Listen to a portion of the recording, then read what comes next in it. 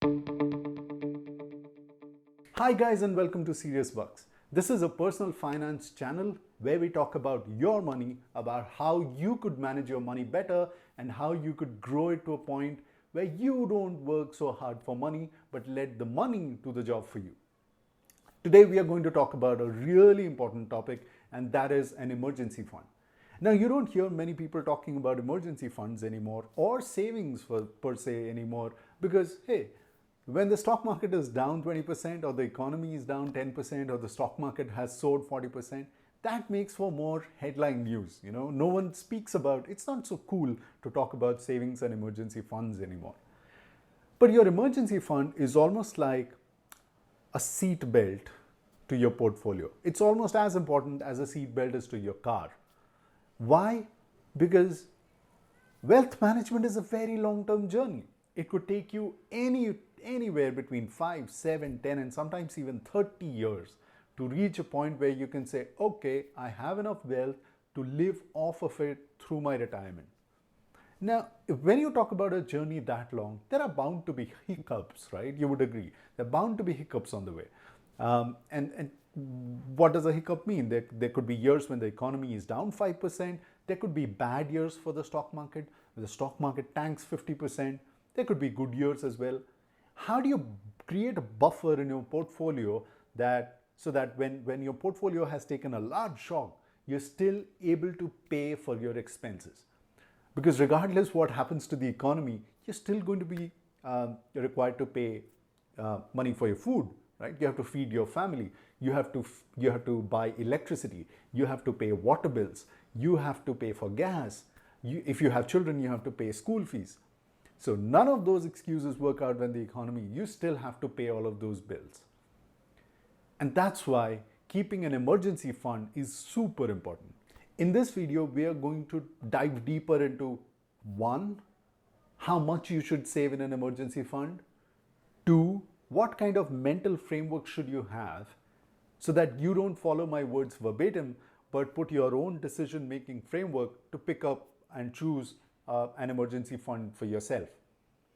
And 3, what options are available to you as an Indian investor to set some money aside for an emergency. So let's get started.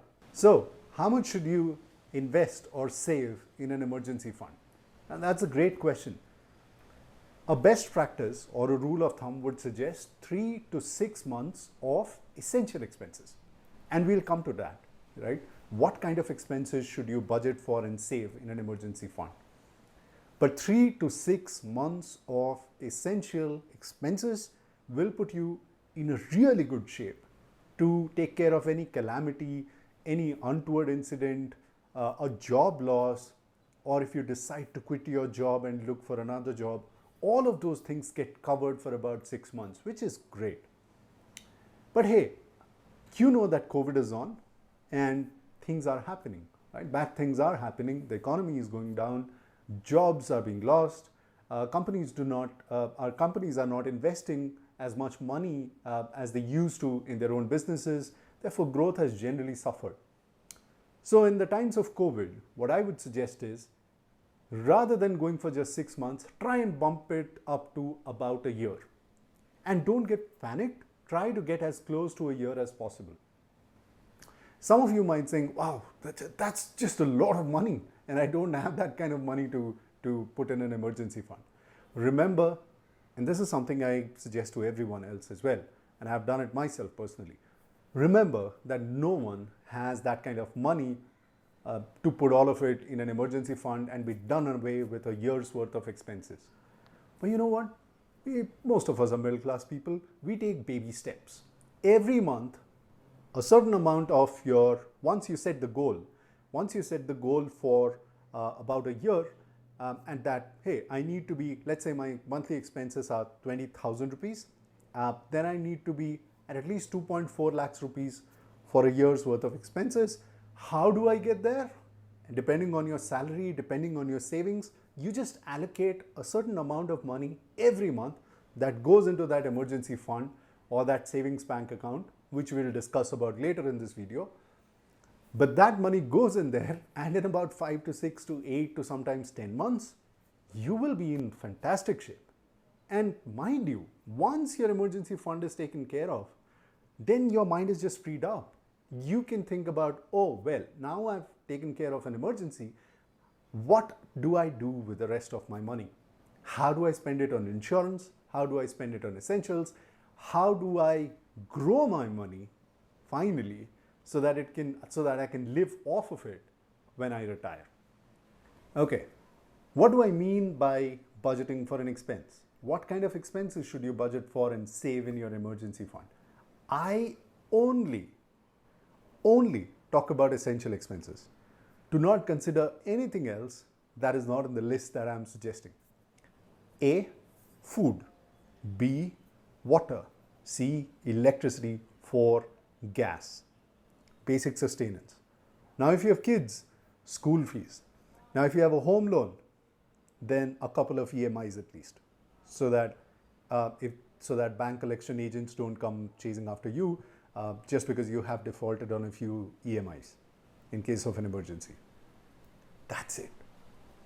Anything apart from this, buying a new car? No. Going on an expensive vacation? No. Going out to eat every other weekend? No. Going out to a pub? No. These are not expenses that you will anyways incur when you're in an emergency. I just hope that you are sane enough that when things are bad, that you will stick to bare bones living and still be able to pay off your debt. That is all that you need to budget for. You don't have to budget for your entire lifestyle, just for the essential aspects of your lifestyle. So I want to leave you with a mental framework on how to decide which fund to choose to save your emergency fund in. I believe in 4 parameters and I personally use them to evaluate emergency funds. The first one is that the emergency fund should be completely separate from your transactions account. Why do I say that? Because we are all human beings. We can make mistakes. We can fall prey to our own temptations. We can go buy the next pair of shoes or that luxury LED TV and say, oh, I have a little bit of money lying around in the emergency fund. Why don't I take it out? Or you can just buy groceries using your emergency fund. I don't want that to happen. Right? Your emergency fund should only fund an emergency and none of your lifestyle, none of your current lifestyle. The best way to ensure that is to keep those funds separate from your regular transaction account. Make it as hard as possible for you to even, swipe a debit card by mistake on those accounts. Number 2 is it should be a very low risk investment or a very low risk fund. Why do I say that? Because when emergency comes to your doorstep, it comes undeclared. You do not know when it's going to come and where it's going to come. So you want to make sure that if you had put a lakh of rupees sometime in the past, that it is somewhere close to a lakh rupees even now.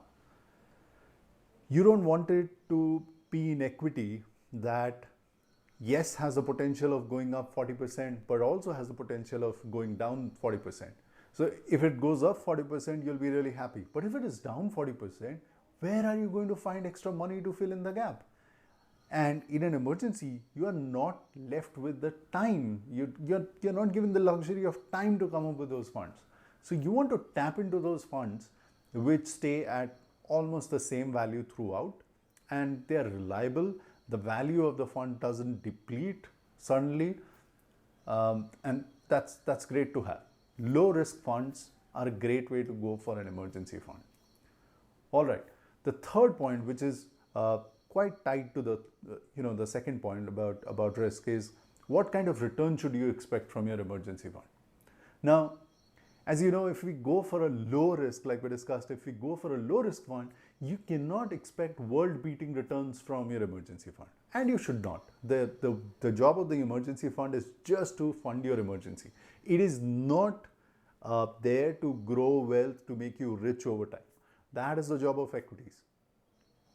So since the use case for emergency fund is that specific, I would suggest, and this is what I use personally, is to track inflation as closely as possible, to stay in step with inflation, right? Inflation, as you might know, it's called Mehengai in Hindi. The cost of goods increases every year by around 6% in India. And 6% is a figure, it's an assumption, but it's quite close to reality. If you look at it, the Indian economy in the past 5 or 6 years, 6% inflation has been an average figure, sort of. So the other way of looking at it is anything that cost 100 rupees at the beginning of the year, by the end of the year, it could cost as much as 106 rupees. You're falling short of 6% of your fund, and that is what inflation eats away into the value of your fund. And that's why you should not have money in cash. Do not have your emergency fund stored in cash, because cash just burns away at the rate of inflation.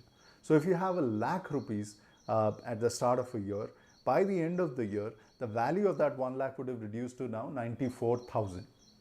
The fourth thing, and this is probably the most important point, is that your emergency fund should be liquid. It should not be in cash, it should not be in equity, it should not be in gold, but it should be liquid. What that means is, the moment you want your funds, at the click of a button or a visit to an ATM branch, you can withdraw money and get it out and pay for your emergency straight off. So let me wrap those 4 points that we just discussed, right? So the first thing is that the emergency fund should be completely separate so that you don't dip into it by mistake. The second is that it should be low risk so that whenever you need it, it has not gone down 20-30% just out of market volatility. The third one is that the returns should track inflation as closely as possible. So if inflation is at 6%, the fund should track as closely as possible to 6%. And the fourth one is that it should be completely liquid. Given all these conditions, what options do you have as an Indian investor to put some money in an emergency fund? There are basically 3 options that you have as an Indian investor, and all of these 3 options are good options. Some of them offer you more flexibility and some of them offer you better returns. But as long as you can park some money in any of these, you will be relatively safe. So the first one is a savings bank account. I'm sure all of us have a savings bank account and are very aware of how that works, how easy it is to manage your money through internet banking. And it's still one of the best options to keep some funds parked for an emergency. The second is a fixed deposit or a recurring deposit. These would offer better returns than a savings bank account, and plus you can automate. For example, in a recurring deposit, you automate directly a portion of your salary to go into your emergency fund. It's very easy to manage. You can see the balance available to you in your bank account. You'll receive statements. It's really easy. Right? And plus they'll offer slightly higher return than a savings bank account. So as on the end of July, you'll see most Indian banks offering in the range of about 5.5 to 6% on fixed deposits and recurring deposits. And it's not bad, but you still have the same challenge with taxation. Every interest payment that's made to your bank account, and that is beyond your control, is taxed at your income tax slab rate. Definitely. So you just go on paying taxes on anything that you have earned, all of your interest income. That leads to the third option, and this option is something that I personally use and I love it. So why do I love liquid funds? Why do I talk about liquid funds? Why do I invest in liquid funds myself? And why do I suggest it to all my friends, family, and colleagues? So this is what I love about liquid funds, right? Number one is that liquid funds offer about 6.5% return annualized year over year, which beats inflation right off the bat. So that part is done. The second thing is that they are relatively risk-free, which means they're low-risk funds because they are a mutual fund that would take your money and they would invest it in 2 areas. One is Government of India Treasury bills, and 2 is very high-grade corporates, credit-worthy corporates, commercial paper. So whenever the government of India or TCS or Infosys needs short-term money, what they would do is they would issue short-term bonds, right? And these mutual funds, these liquid funds, would then buy those bonds, in effect lending to the government of India or these corporates, and then against a promise of getting back not just the amount but also an interest, the principal plus interest from the government of India and these corporates. And that's how a liquid fund works. They do not invest in risky assets because they know that their investors will expect a safe return, not a very high return, but just a low risk, safe return. And that is why the variance in liquid fund returns across asset management companies in India is not that high. You can expect about 6.5% from just about any liquid fund that you pick up. It will be in the range of 6.4 to 6.5%, not more than that. The second thing, the third thing rather, is I like the way the liquid funds are taxed. So here's the difference between your savings bank account or fixed deposit, recurring deposit, and a liquid fund. Unlike the savings bank account, the liquid fund is not taxed every year. You know why? Because the liquid fund does not pay you an interest every year. It grows in its NAV value, but it does not pay you an interest. And because of that, you do not incur taxes every month, quarter, or year. So what ends up happening is, I'll speak a little about the taxation rules on debt funds in India. And the reason I say debt funds is because a liquid fund is a short-term debt fund, essentially. This is how debt funds are taxed. If you hold a debt fund for less than 3 years, your capital gains will be taxed at your income tax slab rate. However, if you hold the fund for greater than 3 years, your capital gains will be taxed at 20% regardless of your tax bracket. But here's the catch. If you hold it for greater than 3 years, your capital gains will not be taxed at your flat capital gains. It will be index adjusted to reduce your capital gains, and that's why your tax liability even becomes lower when you hold it for more than 3 years.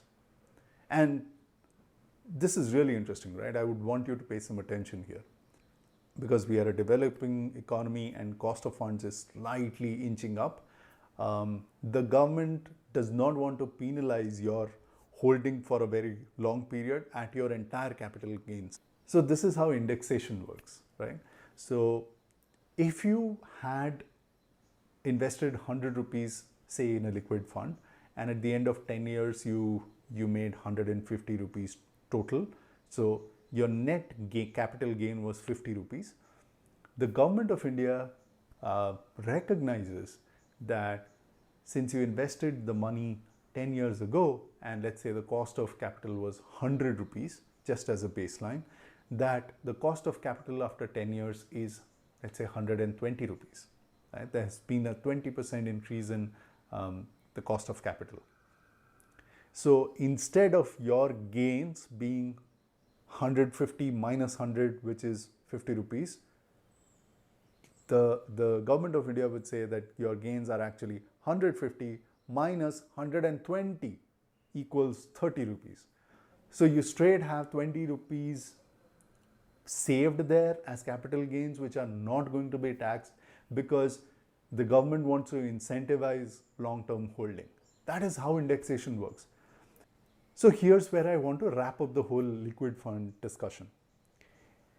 In the best case, and this is what I hope for you, is if the emergency happens very late or it doesn't happen at all, and if you happen to cash out from the liquid fund, then, and if you hold it for greater than 3 years, then your taxes will also be index adjusted, and those indexed capital gains tax will be a lot lower than usual. And the returns of liquid funds will be around 6.5%, which will definitely beat inflation year over year in the long run.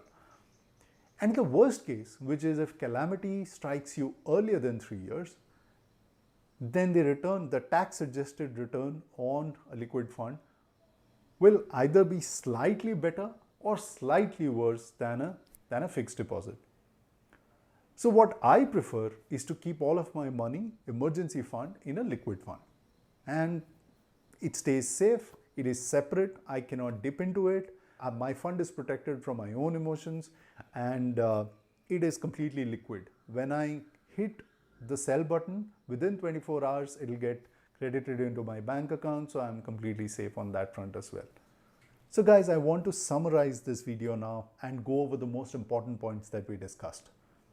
Number one is that you need an emergency fund as a seatbelt for your portfolio. Number two is that you should invest about 3 to 6 months worth of monthly essential expenses, barring non-essential expenses, in an emergency fund. In the times of COVID, you could bump it up to about 1 year's worth of expenses, and you'll be relatively safe. If some of you are thinking that that's a huge sum of money and that you cannot reach there, remember that no one ever has enough money to save for 1 year's worth of expenses unless they are already rich. You always have to take baby steps, and within 5 to 6 months, make a goal, and you'll feel much better about your financial situation, and you'll be less threatened by crises such as COVID or a job loss when you have that mental peace somewhere, that just equates to a savings in an emergency fund. Third is keep it separate from your regular account. Second, keep it risk-free. Don't invest in equity for the sake of an emergency or in gold. Number four, keep the returns as low as possible because risks are not that high, so returns are not going to be that great. But keep it as close as possible to inflation so that your emergency fund doesn't lose value due to inflation. Number five is keep it liquid. Keep it so liquid that when you need it, you can access it and it is available to you. And number six, my preferred way of investing is a liquid fund. But hey, if you are a really lazy investor, because I used to be one, I know that feeling. Who's going to do all of the KYC documentation, go to Zerodha or Grow, send the PAN card, Aadhaar card? If you feel lazy, rather than waiting for a liquid fund and a demat account, just go and park some money in an FD or a savings bank account. You will be ahead of 98% of people that have not even thought about an emergency. So again, if you're lazy, go ahead with a savings bank account or an FD or a recurring deposit in your bank, whichever you choose. But if you already have a demat account, then do choose a liquid fund. A regular direct liquid fund, growth liquid fund, will help you lots. Hey guys, do hit the like button if you like that video. I'm going to post more such videos in the future related to personal finance, wealth management, investing in mutual funds, in stocks. And so do subscribe to my channel as well, because I want to take that journey along with you. Also do hit the notification bell, because whenever I upload a video, you get to know immediately.